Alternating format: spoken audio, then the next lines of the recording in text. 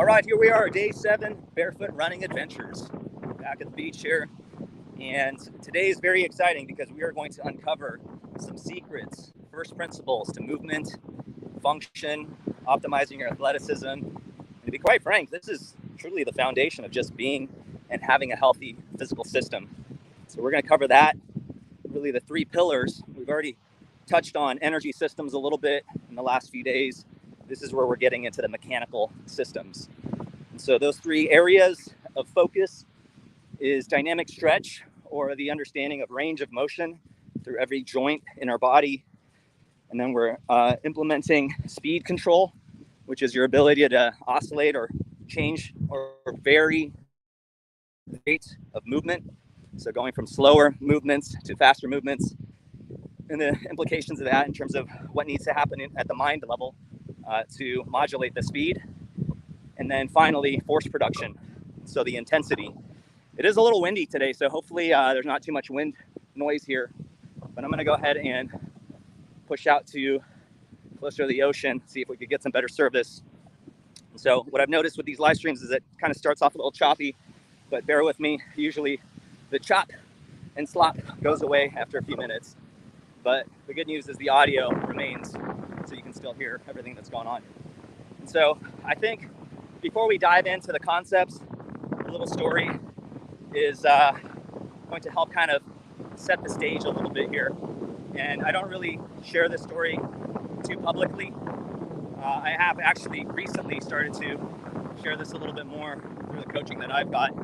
I think it just, again, brings context into where this information that I'm sharing is coming from. But on my 18th birthday, we're diving in. On my 18th birthday, like literally on the day, I had a free lift ticket to Big Bear.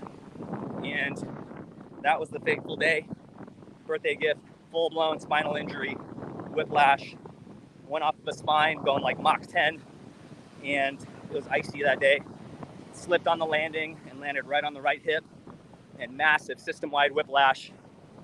I didn't quite know the damage that had been done because I have a very interesting relationship with doctors due to some family history, and won't go into the details on that. Maybe at another time we'll share, but the long and short of it is that I just didn't trust doctors, and so I decided to figure out how to rehab myself after that injury, and I was bedridden for several months. I couldn't walk. It was like a Kill Bill situation, just searing pain, and that was all I knew. Couldn't sleep, couldn't get in a comfortable position. It was like move the big toe, and gradually rehab myself out of that nightmare. And again, it was a long process, talking probably over 10 years before I could catch a breath, because my diaphragm had also been pretty thrashed. So my breathing that was probably I don't know, there were a lot of challenges with that injury. I was going to say that was probably the worst of it, not being able to breathe, because that definitely impacts anxiety and mental states. But in any case, it was a long road to recovery. I had a lot of questions and a lot of uncertainty too, because, doctors are saying you're going to need hip surgery, and later on, funny enough, my arm started to give out on me, and there were, doctors were saying I need tendonitis surgery. It had nothing to do with my wrists. So good news is I didn't get any surgeries. I'm up and running. Things are good. And really, this highlights the journey, because as soon as I was able to move even a little bit, I started to move a little bit more. And really, the most powerful therapy that I got into right out of the rip was yoga. And so yoga definitely has a soft spot in my heart. And there's just an element of going through different ranges of motion while tapping into your breathing. There's a lot of focus and presence. There's a flow that happens with it. And you're very much in control of the environment. It's not like a chaotic sport of some kind where there's a lot of uncertainties like martial arts or any type of team sports. And so that was the beginning. Now, once yoga established kind of a foundation for movement and my ability to get into certain ranges, that's when I started to get into this different form of training. And it's interesting because every modality lends and taps into the source code of movement. And it goes over those 3 parameters. For every type of sport or modality out there, there's always various movements. Depending on the sport, they're specialized to certain types of movements. But there's definitely, hey buddy, hi. There's definitely different ranges of motion that you're going to see your body performing, whether it be soccer or hockey or basketball, running. Running is actually not a lot of variation in movement in running. And so that's why I started to implement some of the principles of dancing and full range of motion and speed training and various elements into my running practice. And there's also going to be, the timing side of things as well as the activation or force production. So how hard you're going. And those are the parameters. So I think one of the things that what I've noticed is that we tend to forget that those are the pillars of movement. And so, especially for certain sports that you don't really need full range of motion, you don't have to be super flexible to do well in certain sports. But there is a term, and I touched on it a little bit, it's like shock training or overload training, where you want to create more headroom. And every sport, every field of expertise, they really practice this. And the idea is that whatever the performance calls for, you want to train beyond that so that you've got room, you've got headroom, as they say. And so that, if you only train to the level that you're going to need during the performance, there's going to be very little room for mistakes, and you're just going to feel less confident. Imagine, I'll use like drumming as an example. Imagine if you get really good at the drums, you could play all of your fills at like 40 or 50 BPM faster than what you would be doing for any of the songs that you're performing. And just overall chops and coordination is well beyond what the situation calls for. Your overall experience when you're performing, you're going to just exude gracefulness and mastery. And so it's really the idea. And you could go ahead and bridge that into movement, physical movement. And so that's really the idea here is, and this is why at Radiance Fitness, we've all been getting on the yoga bandwagon, and everybody's been improving their flexibility, their range of motion. And the interesting thing with yoga is that it's about being able to breathe through every posture. That's how you know that you've mastered the pose, is that your breathing is not in any way inhibited or struggling. And so that's the concept here. And with this type of training, we'll see if it makes sense for me to show a little demonstration of it. I know I've been hinting at it for the last week. Again, this is day 7. And yesterday's live stream, it kind of made me realize even my goals to hit 200 miles of barefoot running this month. It's like, what's the purpose of that goal really? And is it driven by ego? Bragging rights? I don't know. I just figured it's a lofty goal, 200 miles in one month. I didn't quite hit that last year, so I figured set a target beyond what I've hit before. But I've got a different pivot that I'm thinking of right now, which is maybe just by the end of the month, I'll hit a full marathon barefoot. And then I could also put this theory, which I've already played around with, to the test. And instead of just going for straight mileage, really work on these dynamic systems that I'm talking about here. Range of motion, timing or speed, as well as overall force production. So, and some will say that power is basically speed and activation. And so, but I do like to separate those two categories because you can move quickly with less activation or force when it comes to body mechanics, but you could also be very forceful with your movements and still hit the same speed. And what my mind goes to is, various dance styles like crumping, for example. If you've ever seen that style of dance, really, really cool. I would highly recommend check it out.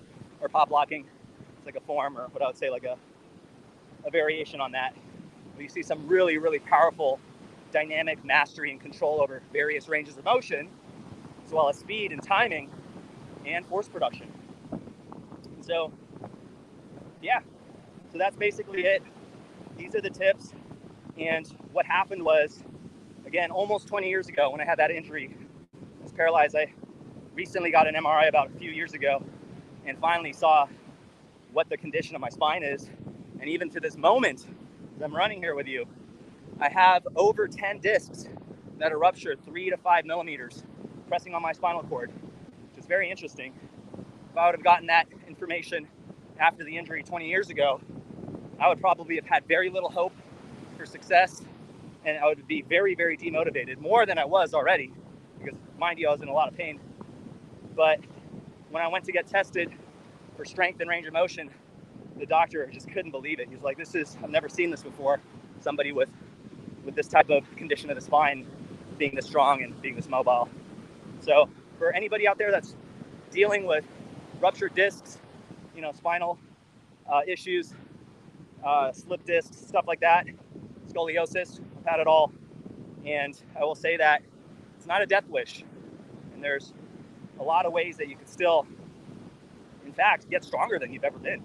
Like right now, today, at 38, going on 39, I'm more fit, strong, flexible, coordinated, have better balance than I did 20 years ago, or 21 or 22 years ago before my injury. So it's important to understand these paradigms, because sometimes you can get locked in just by what you believe. And if there's a limiting belief around this, and that's why I say, doctors are kind of dream killers. They'll put a label on you. They'll label you with a certain disease. And that was another thing, if I would have gone, my mom could speak better English, I know for a fact I would have been diagnosed with ADHD, possibly get on some medications, and the rest is history. But thank goodness, the stuff that embarrassed me, that my mom couldn't speak English very well, it turned out probably saved me in some ways. And so, getting back to it, that's really the idea here, is training that up, because again, once I started to be able to move a little bit, I just followed the movements that allowed me to regain and recover more control, more strength, and eliminate pain. And again, for those who are dealing with chronic pain, if you have gotten to the point in your journey where you realize that it's usually when you're not moving that things get worse, then you're in a good place. And the information that is being shared on this live stream is going to be potentially life-changing. And so, what did I do? What was my modality? Well, I didn't really have the education to back these theories when I was jumping in back then. Because again, mind you, this was 20 years ago. I had education around various frameworks and methods in the realm of philosophy and psychology, and definitely, was getting into anatomy as I was picking up books on trigger points.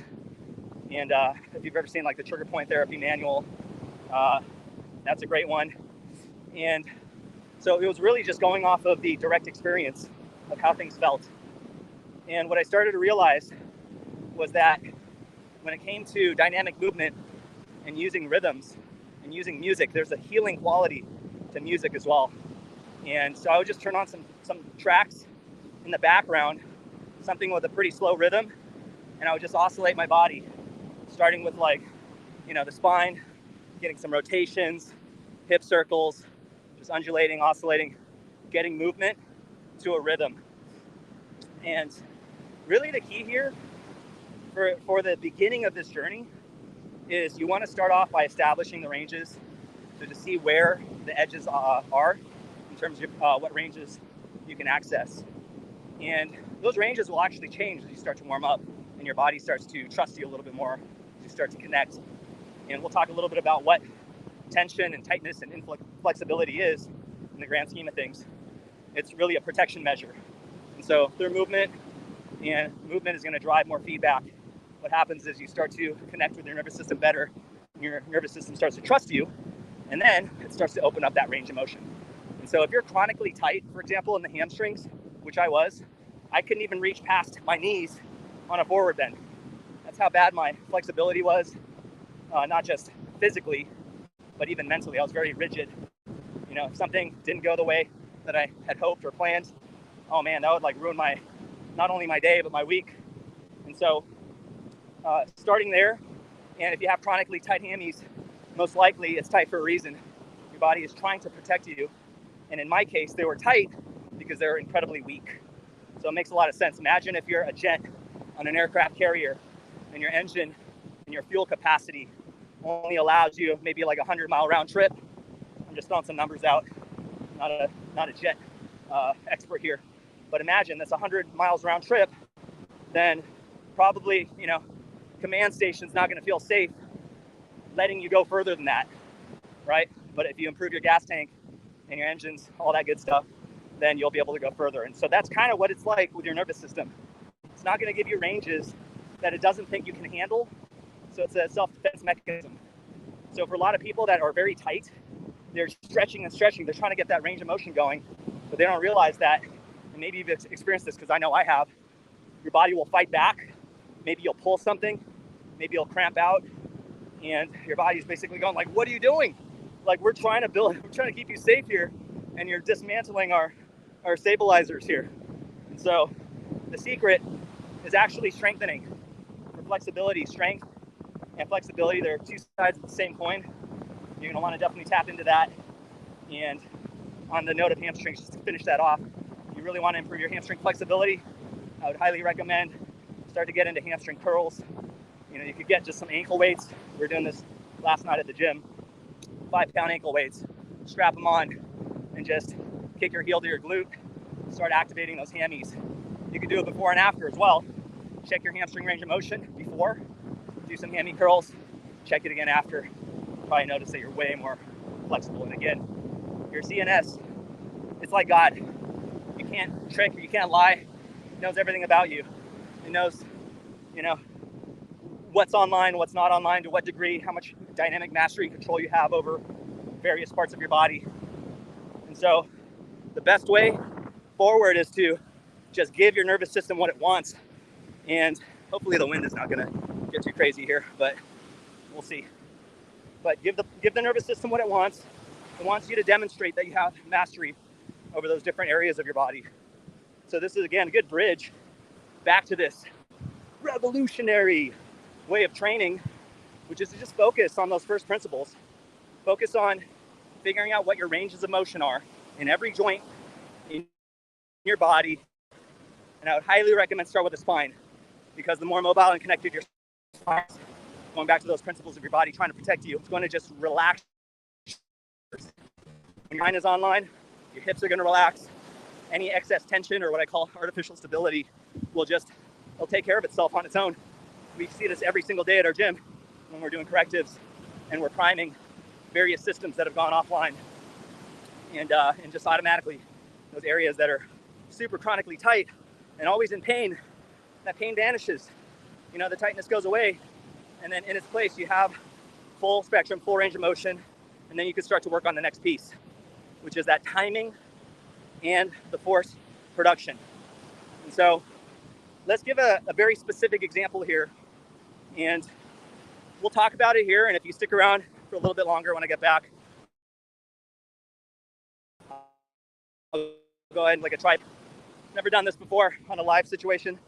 Let's just run with it, see what happens. But I'll kind of show a couple basic movements that you can start off to start to drill, again, the range of motion, training the timing, and training the force production. And so starting with the spine, what I always like to start with actually is getting into some rotations, because in general, we're rarely in modern living are we rotating our spine, moving on that, what they call the transverse plane, right? And if we lose the ability to rotate, then we're gonna make it up somewhere else. And what I've noticed, especially in myself, but many of our athletes, is that when you don't have the rotation of the spine, your joints just take a beating. So I used to get massive knee pain all the time before my spine was basically glued after my whiplash injury. I was traumatized, holding on. It's an interesting thing about injuries. There is a very deep psychological component to it, because if you don't address the emotions that surround that traumatic event, then those emotions will continue to drive into your CNS, and just, the lizard brain, it doesn't know that the threat has passed. And so a lot of times what happens is, unless we address and process the emotions, your physical body is just going to be stuck and just worried that whatever happened is going to happen again. And again, that was a big block for me for the longest time. And this is where emotional healing and processing, and we're in the golden age, so just pick your modality. There's so many great ways that you can start to process those emotions.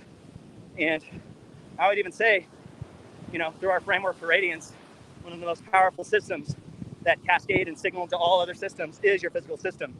And so, just being vulnerable and open. I've gone through depression, anxiety.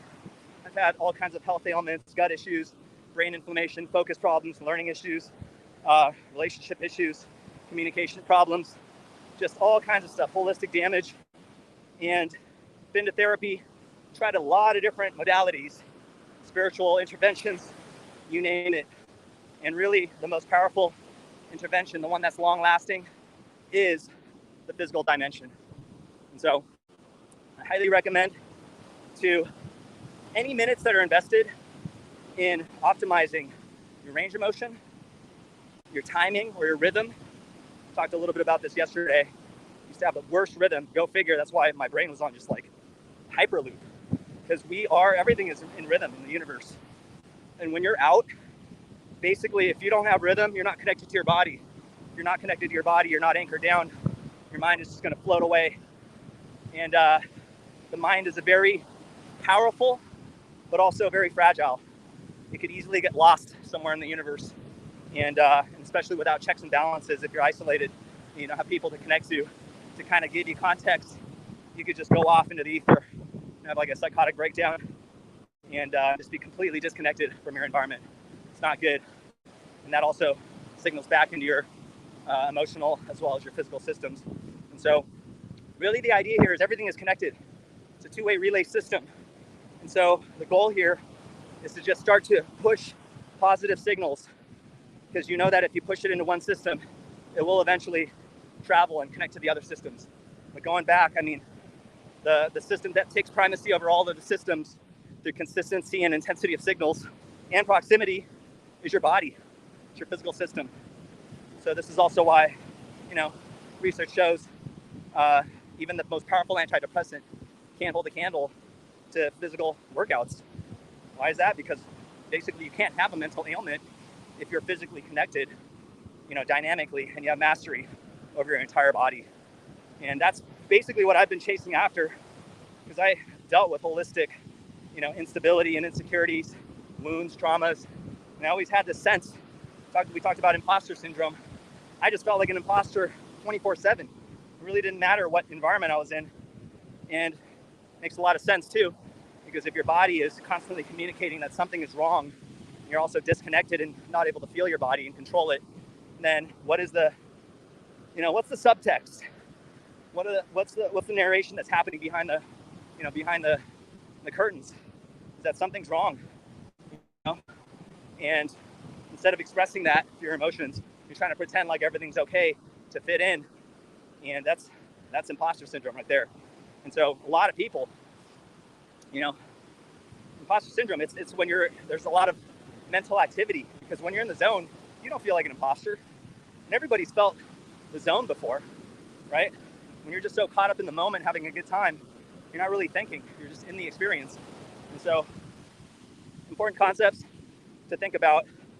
And again, this is why there's an importance around first principles, because when you get to the first principles, you understand the underlying mechanics of everything we see on the surface level. What I would say, understanding what's happening behind the curtain versus on the stage. And to use a very specific example, for a lot of us, we fall in love with techniques and we fall in love with modalities, because they're the things that are front and center. They're the things that we actually interact with. But what happens is a lot of times you'll hit a plateau if you pursue just one modality. In terms of plateau, what I mean by that is really excavating the first principles that are driving that. So let's use another example here. Like when I was younger, I remember, and I don't know if anybody else can relate to this, but I remember when something would work as a kid, when something just worked, I remember the excitement that I felt. Like, for example, I remember learning how to skip, right? Skipping. I don't know if you guys remember, but I mean, we're not born knowing how to skip. And so I remember on the playground, seeing other kids skipping around. It's like, I got to learn how to do that. And eventually I figured out the technique, and I didn't understand like anatomy or functional movements or any of that stuff, hip motion. I just watched, and I figured out my own way to make sense of what was happening by what I was seeing. And so I got very excited I just tapped into that technique. And you know when something's new, like you get a new ability and it's super exciting, you just want to do that new thing all the time, but eventually novelty wears off. It's not so new and fun anymore. I'm pretty sure everybody's experienced this with all kinds of things in life. But so that was kind of the idea there, is eventually these techniques, you'll hit a plateau where you're just like, okay, the progress has kind of stopped.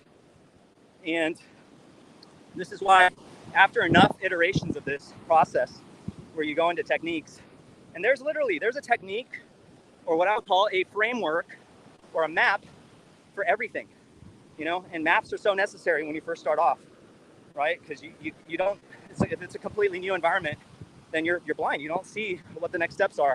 It could be very scary, and it can also be dangerous. So maps are very important, frameworks are important, techniques are important. They give you access to first principles. I'll say that again, techniques give you access to first principles because everything is driven off of them. And I'll just share one more example to kind of drive this message home. But during my rehabilitation adventures, you know, my first exposure to something that really had a transformative, noticeable, tangible difference was chiropractic. Because again, my body was just thrashed. After the injury, I got as far as I could on my own with the knowledge I had and with yoga and whatnot. But it was just tough. So I started going to the Musicians Institute for Guitar. And I remember I had to take a medical leave of absence because my arm started to give out on me. There was just too much pain and I couldn't practice. So that's when I discovered Dr. Mike, and he was a chiropractor that had helped a lot of musicians with their arm issues, wrist issues, etc. And so I went and I got an adjustment there, and it was like night and day. Instantaneous strength had returned back to my arms. Everything was feeling better. I immediately popped into 10 push-ups, I remember, and I hadn't done push-ups in, you know, since before the injury. And so I was very excited, and I was like, this is it. This is the golden arc. Like, this is the thing that's going to take me to the promised land. And so here I am, all about chiropractic. I'm going, and making a lot of progress until I plateaued. And it just felt like I knew that there was more, but for whatever reason, this vehicle, this technique, this modality had reached its limits, its upper limits, or at least incremental return. And so I went through that process with every new modality. You know, I'd find acupuncture, I'm like, wow, it wasn't chiropractic, it was actually acupuncture is where it's at, of course. And then I would do that, go through that journey, and then sure enough, hit another plateau. I'm like, okay, well, it wasn't that. Maybe it's, and I continue my research, it's like, oh, maybe it's Alexander technique, which focuses on posture and proprioception and just like dynamic awareness.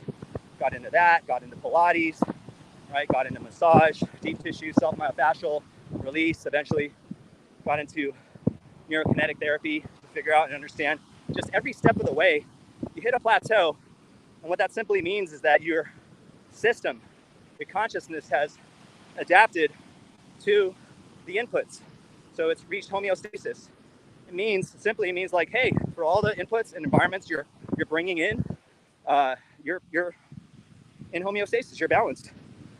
So a lot of times what plateau simply means is go to the next thing, add the newest, newer inputs, something that you haven't been exposed to yet, and voila, like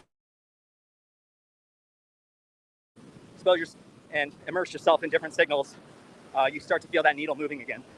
And so that's the idea there. Like I was chasing after techniques and modalities, and after having gone around, the whole gamut of all various types of modalities, like I was obsessed because by this point, I had already started my own fitness facility, and I did this for symbiotic reasons, obviously to help everybody with what I've learned, and I helped a lot of people because I was very passionate and curious about how the body heals and how the body functions, more than I would say like your average coach, because it was out of necessity as well.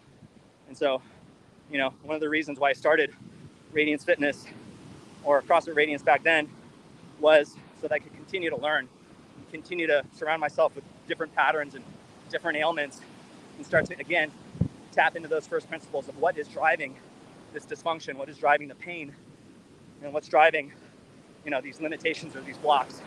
and how can I help bridge the gap and get people to cross the bridge. And I've learned so much from my clients over the years, like just seeing things from the outside, looking in and trying and experimenting and working together very intimately, very closely to figure out how to troubleshoot, detect the clues, have some hypotheses, some theories, then test them, experiment, and then check the findings. Did things get better or worse? They got better. Log it in the notes, rinse and repeat. So there you have it. These are the first principles, really, really important. And this first principles thinking, this goes way back to the golden era of the great philosophers, Aristotle, Socrates, Plato, all those cats. They were all into first principles thinking. And when you understand the source code that every other program, modality, map, framework is built on, it gives you this universal robustness. It makes you more resilient, and you can really enter pretty much any arena. And because you see the source code, you understand the foundational principles, you can actually start to generate your own techniques. And this is the other beauty of exploring far and wide when it comes to modalities, is that you'll be able to innovate in certain areas where people have been very specialized.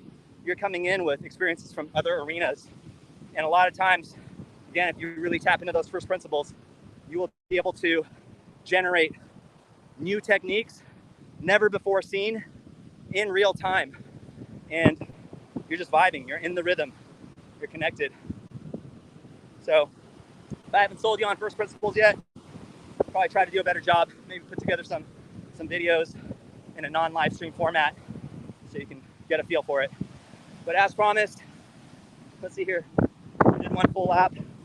I got to do some more running, but I did want to show a couple concepts here for some of this dynamic training.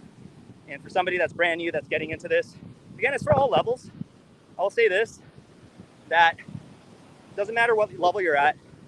If you're a beginner and you're really not connected to your body and got a lot of pain, whatnot, what I'd recommend is go slower, less intensity, and a little bit less range of motion. And really treat this exercise more as a discovery, a way to feel your body in maybe a way that you have not been able to feel before. Again, this is why movement is so powerful.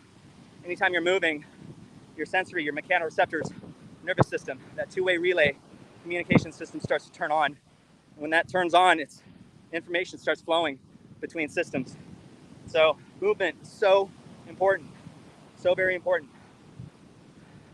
So that's the first step if you're new. If you're a little bit more athletic, if you've been training for a while, I would still say to err kind of on the conservative side, because this is a totally different approach to movement. I've seen a lot of athletes over the years, people that have been training for decades, and they look fit. I was one of them. Check out my old P90X albums on Facebook. Like, we're talking, 15, 16 years ago. I was doing the P90X programs and totally jacked. I look great. Everybody's like, wow, that person's so healthy. Little did they know, I was constantly in pain. My range of motion was not good. I mean, I had pretty muscles, but I was in a lot of pain back then. And so it's not always about muscles. And I've had a lot of people come in over the years into the gym and, they look super fit. But when we test some basic stability drills and range of motion, there's some serious lack there. Not to mention, we do a little additional digging and we realize that they've got all kinds of chronic pain and other issues. So at a certain point, it's not about aesthetics. I think we all have to kind of go down that road and think that that's going to make us happy. I know I did. I thought, hey, when I get abs and when I get big muscles, like, finally I'll feel comfortable in my own skin. And then once you get there, you're like, this isn't doing it. I thought I was going to feel a lot better about this. I don't know, maybe some people, that's their promised land. But when I reached there, I was just like, I still feel like an imposter. I feel like something's wrong. And going back to our earlier conversations, it makes sense because, things are hurting. If we're being completely honest, whatever you're feeling in your body would be expressed through your face and through your voice and, in every moment. And so really, I think the mission, the underlying mission that is not expressed or taught to us in society is that we want to get to a point where we can just be ourselves, like, fully. Flaws and everything, right? And for those who are very terrified of sharing their flaws with the world? Well, I mean, I guess myself included, and what I did, because I didn't have the courage to kind of do that, was I worked behind the scenes on my flaws. And I think that's the best next step, is to just figure out the things that you know you need to work on, and work on them, so that at least that way you can start to bridge who you are, you know, behind the scenes, behind the curtain, with who you are on stage, on the stage of life. All right, so let's go ahead and jump in a little bit here. We're going to demonstrate some basic movements. As I mentioned, we're really focusing on 3 pillars. We're focusing on range of motion, so simply how far we can take our joints, our body, into various ranges. We're going to focus on the spine for everything here to begin. The second component is speed or timing. And so there's something really magical that happens when you can be dynamic with how fast or how slow you move your body.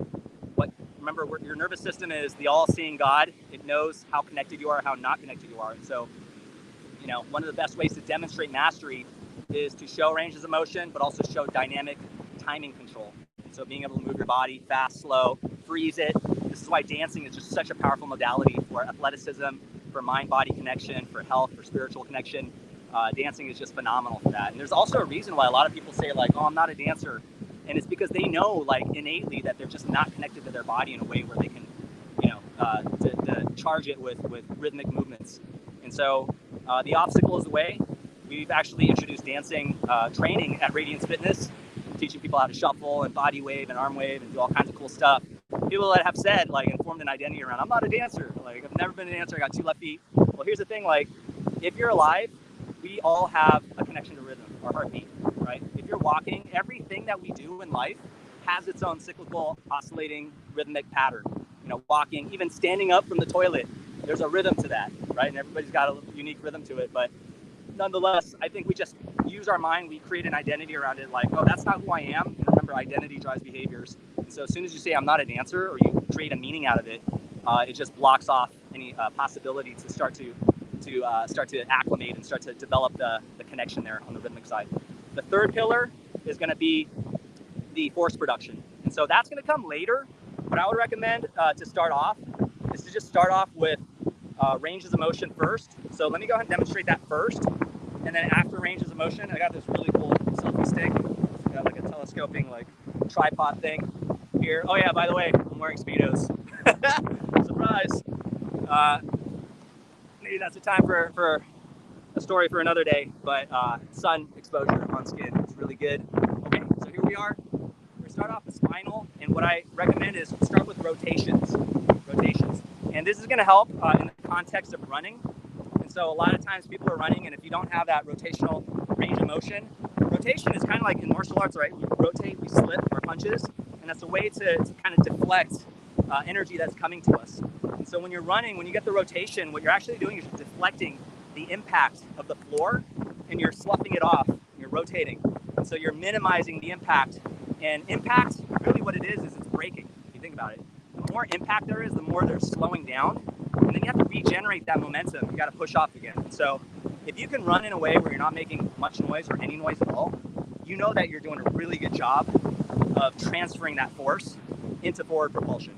And so this is where rotation is going to come a long way. It's a very beneficial thing to start to access. And we always want to start with the spine.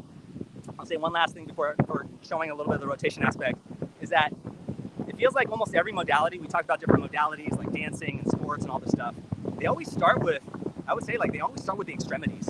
Even dancing, it's like, what do you learn first? You learn your steps, right?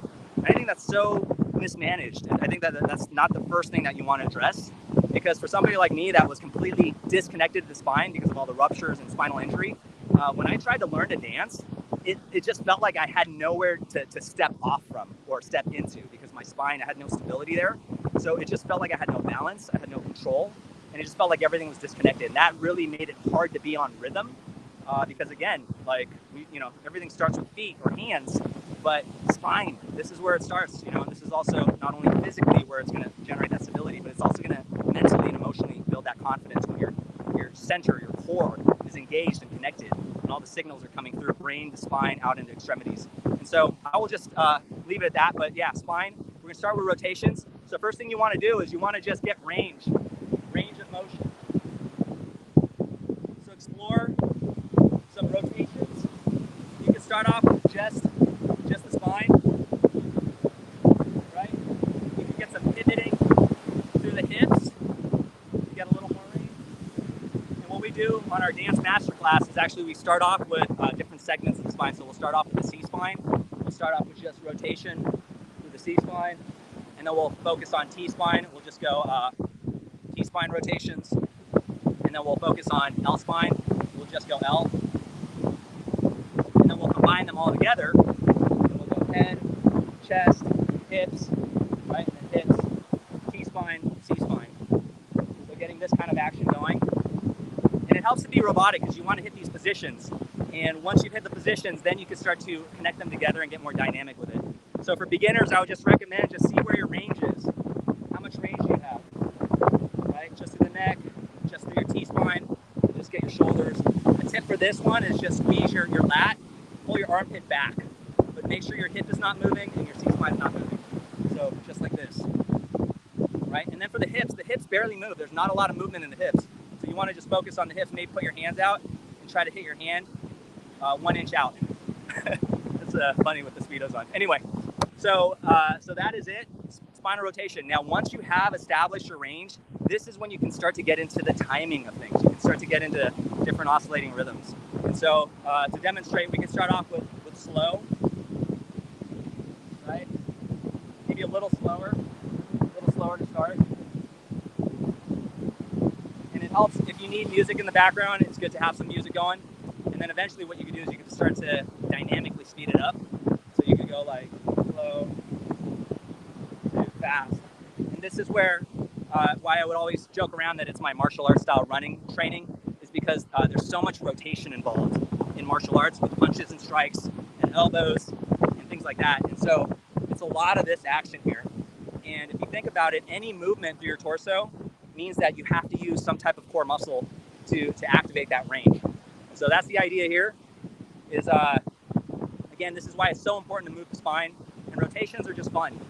And right now we're just focusing on kind of just straight line rotations, but later on you can start to add some elliptical or like infinity patterns where it's a continuous motion.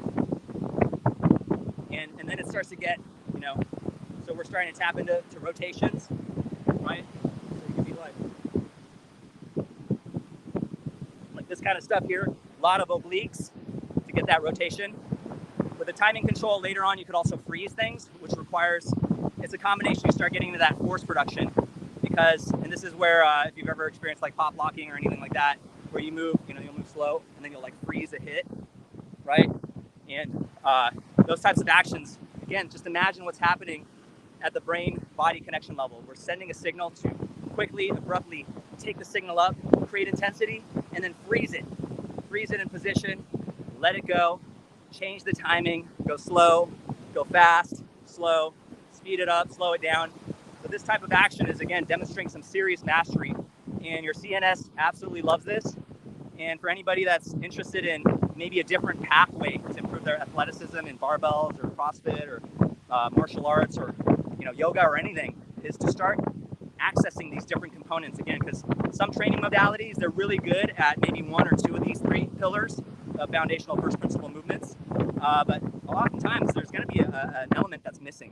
So what I'll say with, like, for example, maybe like being a CrossFit gym owner or having been one, I would say that that's what's missing in CrossFit. Is there's a lot of missing transverse type of movements. They've added it over the years, but there's also the timing element. I mean, there's natural timings again with different types of movements and workouts.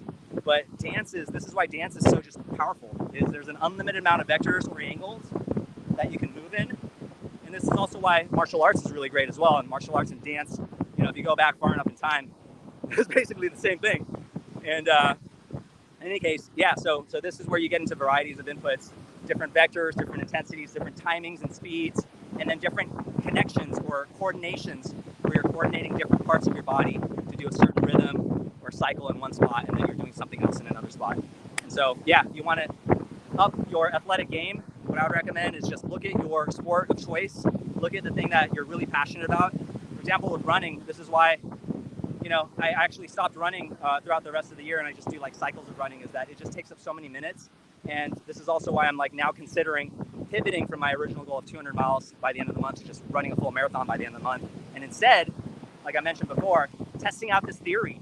Like if I just focus on these 3 first principles of getting my ranges really good, which I've already noticed a difference because I couldn't even run a mile without knee pain stopping me. And this was a year ago. So you can ask my gym community. This was a funny thing. It was like, oh, like everybody's running and can't even break a sweat, can't even get out of breath before my knee is just like, hurting. And so the range of motion thing, like I trained that, I got really flexible in the hips, and all of a sudden magically knee pain goes away. Go figure. I should know this stuff. But in any case, so yeah, with running, I would say that it also doesn't really train timing that much. We can talk a little bit about full body cadence, because again, when we talk about like what people usually focus on is like feet, but whatever cadence you have, you know, we discovered 180 beats or 180 steps per minute is kind of that sweet spot, give or take. It's not just the feet that are moving at that cadence. Like you want to make sure your hips are moving at that cadence. You want to make sure your spine is rotating at that same 180 cadence. You want to make sure that your shoulders are moving and your hands are moving and everything is moving at that same synchronized rhythm. And what a lot of times I'll see with people running when we break down the running form is their feet are on rhythm, but everything up top is kind of like loose and disengaged, and it's kind of like lagging a little bit. There's a little bit of a latency.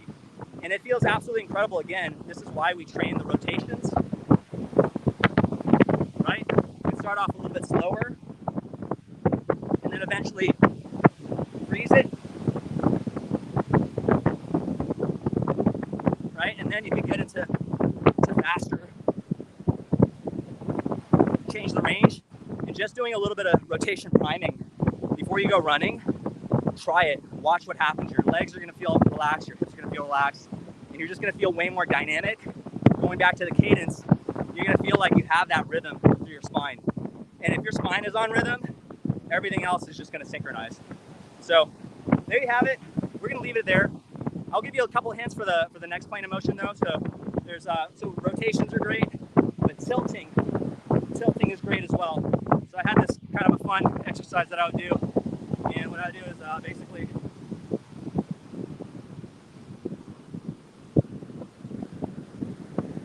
so it's like closing the distance, and then switching, closing the distance, and that starts to build that lateral flexion, right? And then you can combine that with the rotation, and then that starts to just generate more freedom in the spine, more connection. And it's a beautiful thing. You know, with our dance masterclass, this is what we focused on. We focused on learning how to do the body wave, the side wave, and the rotation waves. And once you do that, you have full control over your spine. It's so much easier to figure out your steps, your extremity work. You know, start with the core.